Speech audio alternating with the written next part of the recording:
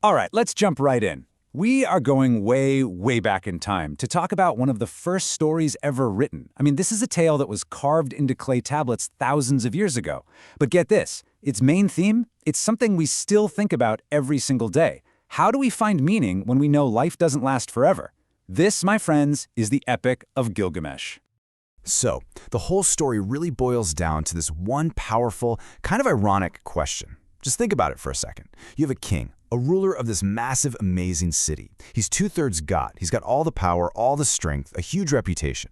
But what happens when this practically superhuman guy comes face to face with the one thing he can't fight, the one thing he can't conquer? That question right there, that's what drives this entire epic.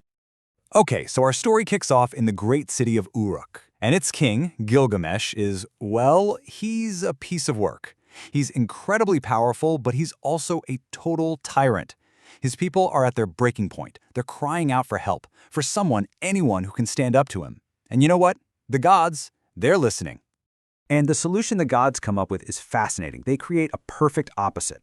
On one side, you've got Gilgamesh. He's civilization, royalty, arrogance, the whole shebang. So to balance him out, the gods create Enkidu. This guy is literally a wild man, made from the dirt, who grew up with animals. He is pure, raw, untamed nature, the perfect rival and the perfect equal for the king.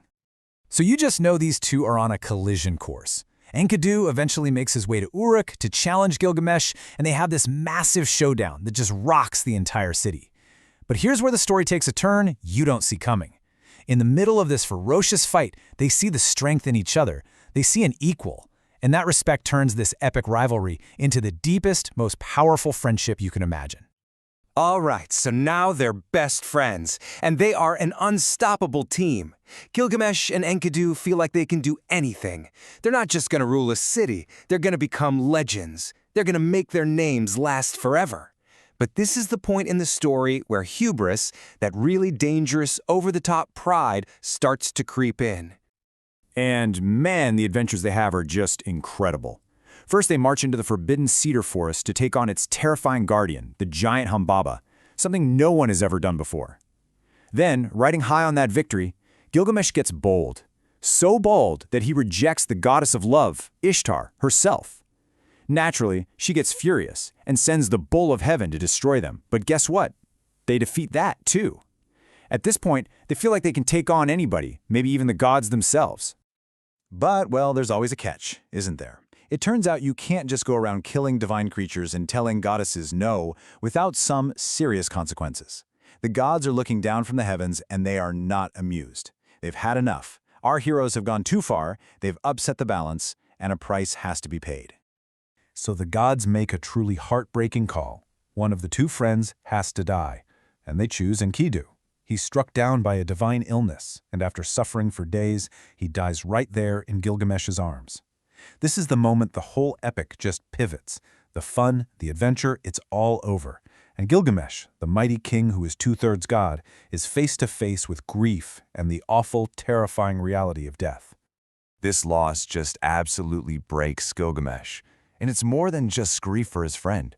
He looks at Enkidu, and for the first time, he sees his own future, his own death. And that fear completely takes him over. It sends him on a brand new, frantic quest, not for glory this time, but for a way to live forever. He literally sheds his kingly robes, lets his hair grow wild, and just wanders into the wilderness like a madman. His journey is unbelievably hard, pushing him to the very ends of the earth, and he's driven by a single goal: find the one and only mortal man who was ever given the gift of eternal life, a guy by the name of Utnapishtim. So, who is this mysterious Utnapishtim? Well, his story is probably going to sound pretty familiar. He's an ancient hero who survived a giant, world-destroying flood because one of the gods gave him a heads up. He built a huge boat, saved humanity and all the animals, and as a reward, the gods made him immortal. For Gilgamesh, this guy is everything. He's the one person who proves that maybe, just maybe, you can beat death.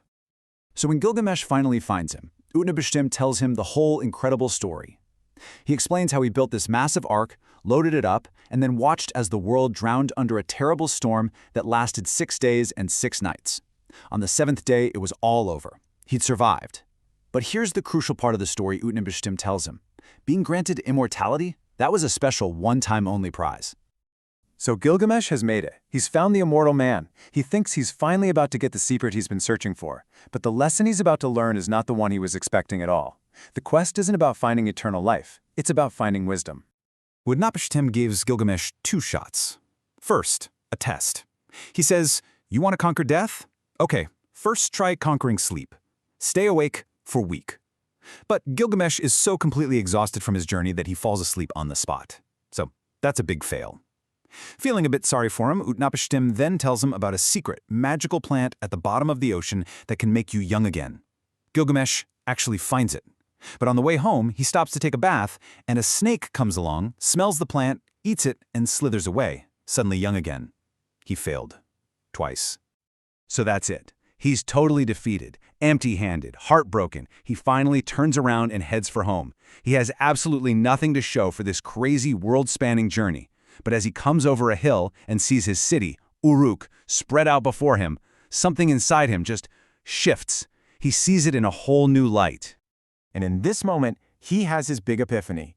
He's not thinking about his adventures or his strength or his own mortality anymore. He turns to his companion and he points to the city.